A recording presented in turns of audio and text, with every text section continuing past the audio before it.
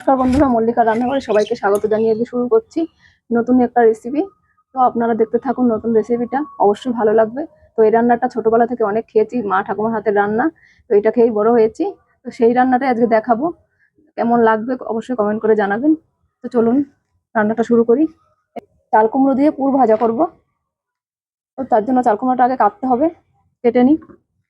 তো এবার আমি কেটে নেব, এভাবে কেটে নেব। এবারে খোসাটা ছাড়িয়ে নেব। তো বন্ধুরা, খোসাটা কিন্তু আমি এইভাবে ছাড়িয়ে নিচ্ছি। খোসাটাও খাওয়া যায়, এটা আলু দিয়ে ভাজা খাওয়া যায়, মাছের ডিম দিয়েও খাওয়া যায় ভাজা, খুব ভালো লাগে। তো এটা রেখে দিয়ে আরেকদিন দেখাবো আপনাদের।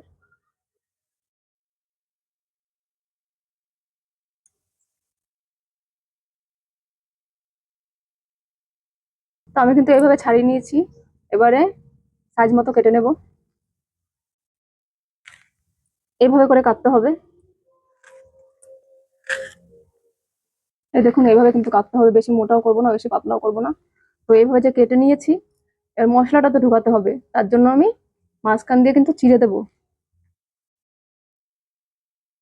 এরকম করে কিন্তু চিড়ে দিতে হবে, বেশি কাটবো না, তাহলে কিন্তু একদম কেটে যাবে পুরোটা। এইভাবে করে চিড়ে নিতে হবে। এর মধ্যে কিন্তু মশলাটা পুড়তে হবে। সবগুলো এইভাবে কেটে নেব।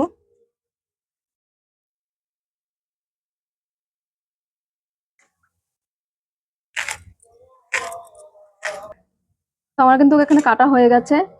আর এটা কিন্তু আমি কাটবো না, এটা রেখে দেবো, অন্যদিন খাওয়া যাবে। তো এইভাবে আমি ধুয়ে নিয়েছি। এবারে কিন্তু আমি দিয়ে দেবো, সেদ্ধ করতে হবে হালকা। দিয়ে দিয়েছি। এবারে দিয়ে দেবো জল। এবারে দিয়ে দেবো লবণ, দেবো হলুদ, একটুখানি হলুদ দিয়ে দেবো।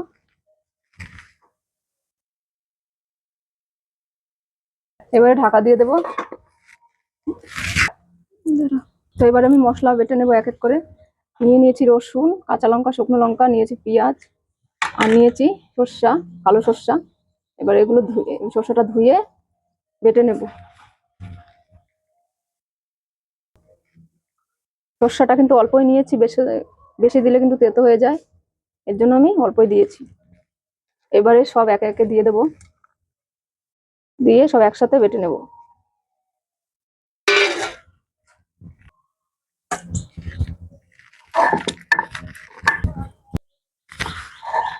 এবারে বেটে নেব।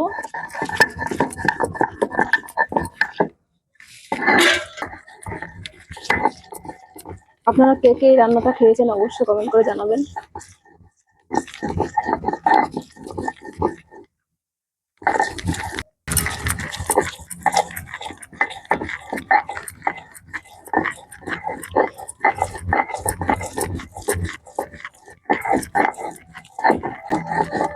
বাটা কিন্তু আমার প্রায় হয়েই গেছে। এবারে সব নামিয়ে নেব।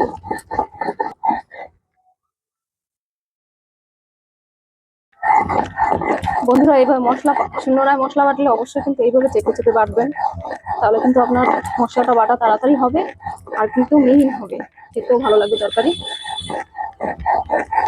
মশলা ভেসে থাকবে না। তো আমি কিন্তু এইভাবেই শিলনোড়াতে বাটি, মিক্সিতে করি না, আর গুঁড়ো মশলা ব্যবহার করি না। শিলনোড়ায় মশলা বাটা তরকারি কিন্তু টেস্টটা একটু।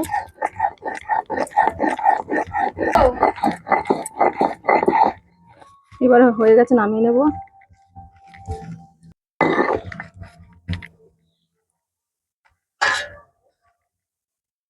অনেকের মশলা বাটতে গিয়ে কিন্তু হাত জ্বলে, কাঁচাতে এইভাবে নামাতে গেলে কিন্তু হাত জ্বলে, আমারও জ্বলে মশলা বেশি বাটলে।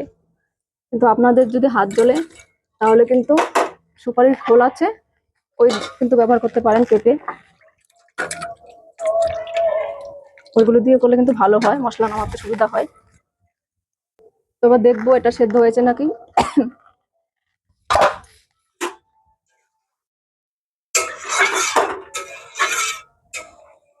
হলো, সেদ্ধ হয়ে গেছে। এবার নামিয়ে নেব।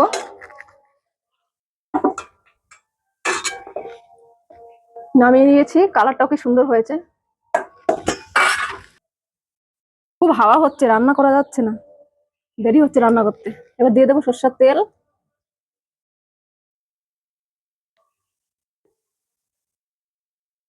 তেল তো আমার গরম হয়ে গেছে, এবার মশলাটা বেটে রেখেছিলাম এইটা আবার দিয়ে দেবো।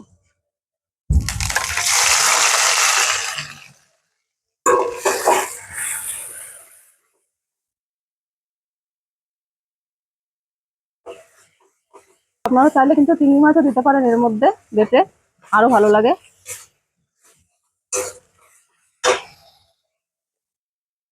এবারে দিয়ে দেবো লবণ,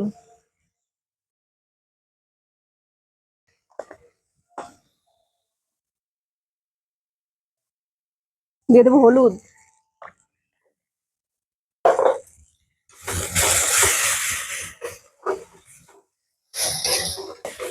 এবারে হয়ে গেছে, নামিয়ে নেব।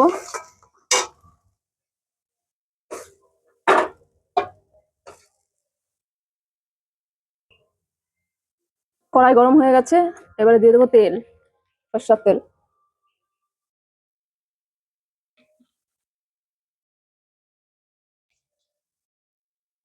তো এখানে আমি শিলনোড়ার মধ্যে নিয়ে নিয়েছি, এবারে নুন হলুদ দিয়ে মাখিয়ে নেব। এবারে হলুদ দিয়ে মাখিয়ে নেব ভালো করে। তো এটাকে আমি এইভাবে ধরে নিয়েছি খুন্তি দিয়ে, আর এই মশলাটা এবার দিয়ে দেবো ভেতরে।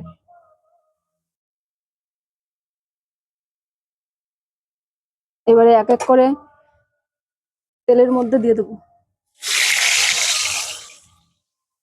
আবারও আমি এইভাবে ধরে নিয়েছি, তো প্রত্যেকটা কিন্তু আমি এইভাবে দিয়ে দেবো।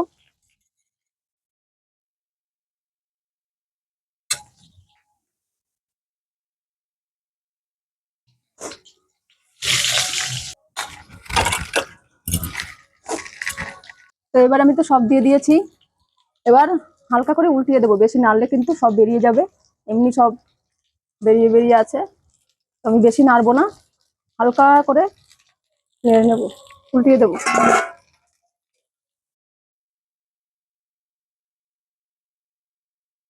এইভাবে কিন্তু হালকা করে উল্টিয়ে দিতে হবে।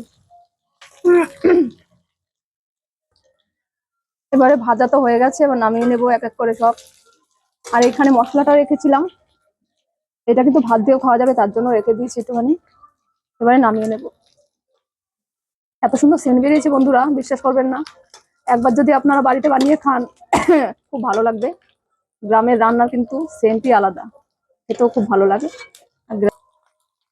বন্ধুরা বিশ্বাস করবেন না, এত ভালো লাগছে গন্ধটা। আপনারা কিন্তু অবশ্যই বাড়িতে বানিয়ে খাবেন। কি সুন্দর হয়েছে দেখুন। গ্রামের রান্নার কিন্তু একটা কদরই আলাদা, ছিল, আছে, অবশ্যই থাকবে। তো এবার টেস্ট করবো।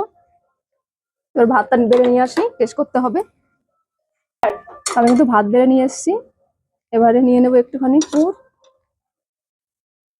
আর নিয়ে নেব এই ভাজাটা।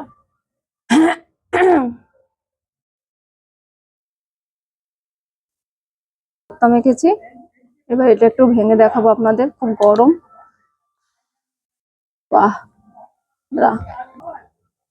ভেঙে নিয়েছি একটুখানি, দেখুন একদম সেদ্ধ হয়ে গেছে, খুব গরম, ধরতেই পারছি না। এবারে খেয়ে দেখি।